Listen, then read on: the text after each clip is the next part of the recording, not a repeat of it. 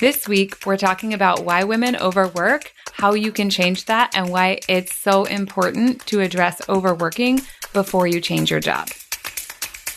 You are listening to Love Your Job Before You Leave It, the podcast for ambitious, high-achieving women who are ready to stop feeling stressed about work and kiss burnout goodbye forever. Whether you're starting a business or staying in your day job, this show will give you the coaching and guidance you need to start loving your work today.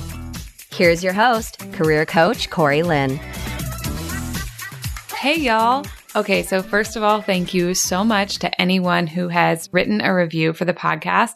I'm up to 38, and that's so exciting. I'm deeply appreciative of each and every one of you. And I'm going to keep going. I want to get to 50 reviews. So if you haven't written a review yet, but you really want to be considered for the giveaway, it's not too late. But I would hurry up and do that because probably as soon as I get to 50, that's when I will do the drawing. So you want to get yours in while there's still a chance to be eligible for that prize. And speaking of reviews, I just want to share one of the reviews I got with y'all here. I'm so flattered and delighted by everything it says. So this review is called Positively Transformative. It's by Lifetime WW, and it says, Corey's teachings have had a life-changing, wonderful impact on me. I'm ecstatic that she's now sharing her guidance filled with actionable steps here through this podcast. I especially like the quick duration. Listening to an episode fits well into a busy day. Aha insights don't have to be drawn out and laborious. Thank you so much, Lifetime WW, for the love and support in this review and for enjoying the podcast, which is what I hope for all of you. And I love that this person pointed out that the podcasts are quick because that's part of my goal with the podcast is to really give you something that's super valuable, but not waste any time doing it. I think that sometimes we add in more than is necessary to something when we're really trying to prove that it's valuable. And I want to really do the opposite with the podcast. I want to pare it back until it's only what's essential and what's going to be helpful with you. And that actually dovetails really nicely into what we're talking about today, which is overworking. Because spoiler alert, sometimes why we overwork is because we're trying to cram in more value. But just like the podcast, sometimes when we do less, it actually creates more value. So that's just like a little spoiler for what's to come. But I think this topic is so important because when it comes to loving your job and leaving your job, like overworking is one of the big elements because overworking is one of the things that makes people hate their jobs and want to leave them desperately. But of course, overworking is also a habit. And if you leave your job before you figure out how to stop overworking, you're probably going to find yourself overworking in the next job within the first 6 months, or maybe even on the first day. So a lot of us think that the overworking is the job's fault. We think we literally just have too much work. We think that we simply can't possibly get our job done in 40 hours a week or less. We think that the business will probably fall apart if we take some time off. We think there's just not room in our lives to have a job and also do all the other things we want to do. And y'all, I get it. I've sat down with my own calendar and tried to wiggle things around and fit things in, and I understand your struggle. But I also know that there's another factor at play, and without understanding this extra factor, all that wiggling isn't going to help you. So what is the extra factor? The extra factor is your thoughts about work. Not all your thoughts, but one set of thoughts.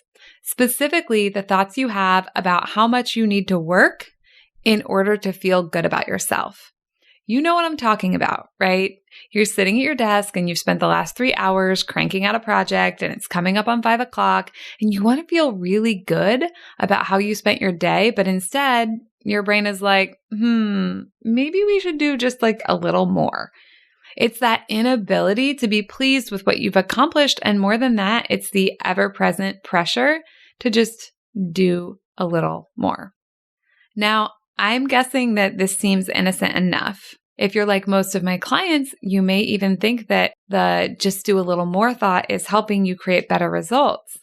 But what it actually does is leads directly to overworking. And overworking leads to burnout. Now listen. I love being productive. Like I really, really love it.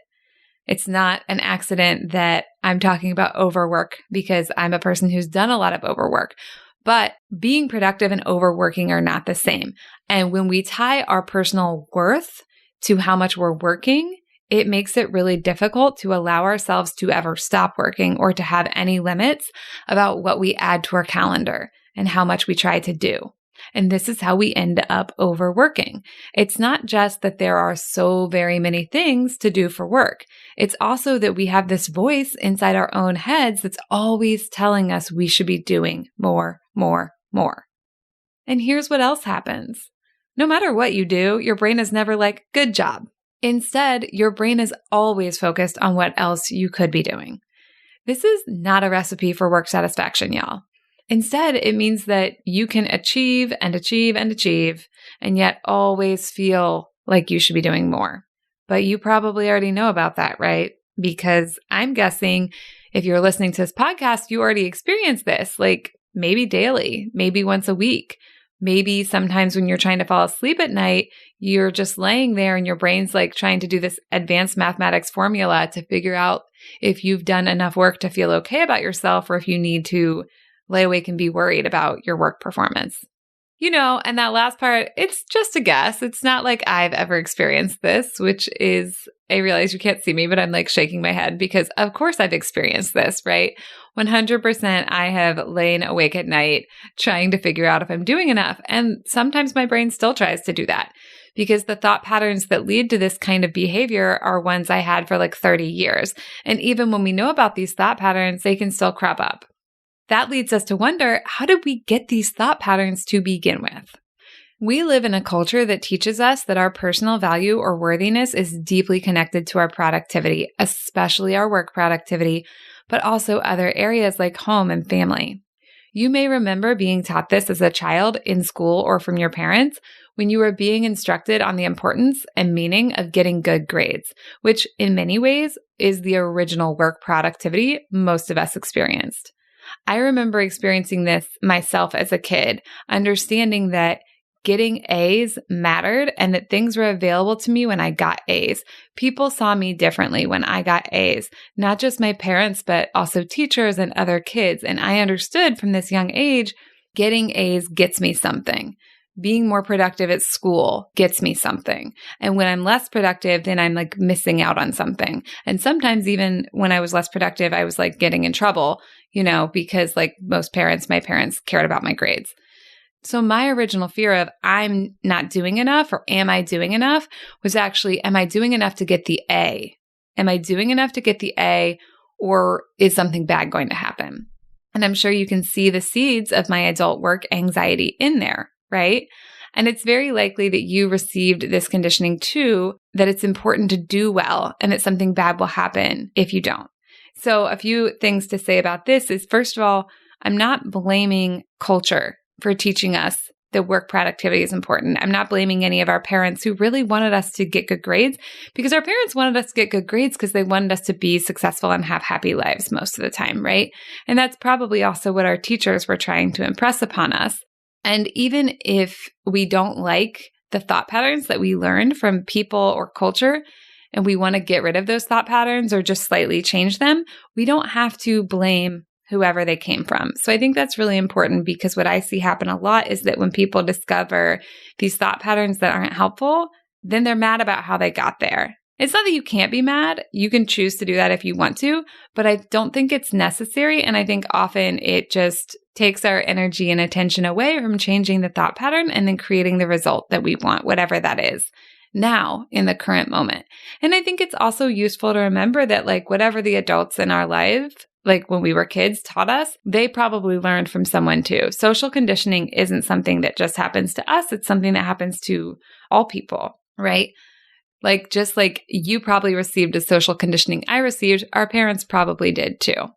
But to come back around to what that social conditioning was and the importance of like doing good work and getting good grades, I also want to say, like, don't get me wrong, I do believe really deeply in the value of doing good work. And that's a big part of my integrity. But there's a way to do really good work without attaching that work to our personal worthiness as a human. And honestly, if I think about it, probably when I was a kid, no one was saying like, This is how you can tell if you're worthwhile as a human. I think my little kid brain just kind of connected those two.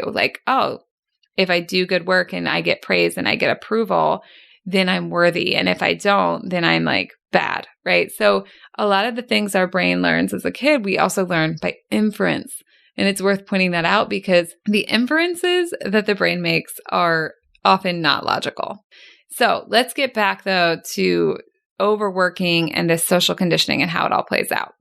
So like I said, I believe really deeply in doing good work. That's a big part of my integrity. And it's actually easier to do excellent work when we don't attach that work to our worthiness. When we do attach them, the work feels really loaded. I don't know if you've ever noticed this.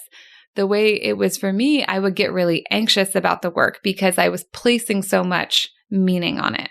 I would constantly worry that whatever I was doing wasn't enough and that something bad would happen because of it. But when I separate my worthiness from my work, then I can just do a really good job when I'm working and not worry about it when I'm not. I know this sounds like a big change for y'all, but I want you to just pause and think about what that could be like. The possibility that you could do really good work and even enjoy doing really good work without worrying about it. Does that sound like some science fiction to you? Or maybe just fiction? I get that because when we see our work as deeply tied to our worth, it feels crazy to consider that we could just do a really good job and enjoy it and then never worry about it. But what if it is possible? What if you could learn to do a really good job and then when it's time to move on to your personal time, you just simply let yourself do that without wasting any time worrying? Working this way isn't just more enjoyable, it's also much more effective. When our brain says we have to constantly be working in order to prove that we're worthy, we do not do our best work. You know what we do instead? We do work that isn't important or isn't actually the best use of our time. We don't delegate because delegating requires giving work away to other people and letting them do it. But if we think that the way we create our worth is by doing more work than everyone else, of course we're not going to give any work away. I really want y'all to think about this. Delegating is a superpower at work, but when your worthiness is attached to the amount of work you do and you need to be doing more work than everyone else to feel like you're doing a good job, you will never give work away and you will always keep yourself stuck in an overworking cycle. On top of that, we don't make strategic choices that would give us time back. We don't hire more people or ask for more headcount. We don't tell our stakeholders, no, we actually can't do any more projects right now. Basically, we wear ourselves out and then we become resentful, but we blame it on the job. But it's not the job that's doing this. And changing your job without changing the thought pattern will land you right back in the same spot. And then we wonder why we're so overworked and why we never, ever have time for the things we love, the things we want so badly to be doing and to add to our lives. It's not the job, y'all. It's the way we work when we believe that we have to earn our right to feel good about ourselves via how much is on our to-do list. But this is actually great news because it means you can do big work and crush your goals in any job without burning out. The job doesn't need to change in order for you to be able to do it. Your coworkers don't need to change. Your boss doesn't need to change. All that needs to change is the way you think about your work and the way you think about your worthiness. So for homework this week, I want you to do some noticing. Just pay attention to how often your brain wants to add things to your list and why. Notice on the rare day when you don't have that much to do, your brain does not enjoy that, but instead begins to worry that maybe you're about to be fired since you don't have anything to do, even if last week you were worried about oh my goodness, I have so much to do. How am I ever going to get it done? The more you notice how your brain is always trying to fill up your to-do list and how connected that to-do list is to your sense of worthiness, the easier it's going to be to disentangle these. And listen, I know sometimes things really do come up that need to be added to your list, whether they're assignments from someone else or things you simply didn't account for when you planned your week. But you know what? When that happens, you can handle it. You can prioritize. You can decide, okay, if I have time for 10 things, which 10 things will I do? What can I delegate? What can I save for later? What can I actually spend less time on? Because one of the things that draws our work out and makes it take forever is that we try to perfect everything. And a lot of the stuff you're doing does not need to be perfect. There is some stuff that we want to work on again and again, but there's always a lot of things that we're like done is better than perfect. So what can you actually do in less time? Sometimes you may need to talk to other people to figure out the appropriate prioritization, but a lot of the time you're going to know what to do when you allow it to be okay that you can only accomplish a finite amount of work. And if you want some laser-focused, very custom support with the disentangling of the work and the worthiness, I have just the thing for you. Because to celebrate the launch of the show, I'm giving away a few deep dive strategy sessions with yours truly. And one of the things we can do on these calls is begin to separate out your work product from your personal worth. I want to be very clear that these are not consult calls. They're 90-minute sessions where we unpack exactly what's going on with you and your career and then come up with a point-by-point plan for how to get it to where you want to go. I know exactly what it's like to leave an amazing job and launch a 6-figure business. And I can walk you through what that might look like for you. And if you're not interested in launching a business, we can focus on your particular career objectives, whatever they may be, such as getting a raise, getting a promotion, getting that flexible schedule you want so bad, whatever your heart desires, all while learning the skill of loving your work. I'm only going to be giving away 3 of these sessions. In order to be eligible, all you need to do is subscribe, rate, and review the show on Apple Podcasts. It doesn't even have to be a 5-star review, although I, of course, hope you love the show. What I really want is your honest feedback so that I can create a show that will blow your mind and help you change your life and change your career. Visit CoreyLynn.com/podcast launch to learn more about the contest and how to enter. I will be announcing the winners once we have 50 reviews. All right, y'all, have a great week. I'll talk to you next time. Thank you for listening to Love Your Job Before You Leave It. We'll have another episode for you next week. And in the meantime, if you're feeling super fired up, head on over to CoreyLynn.com for more guidance and resources.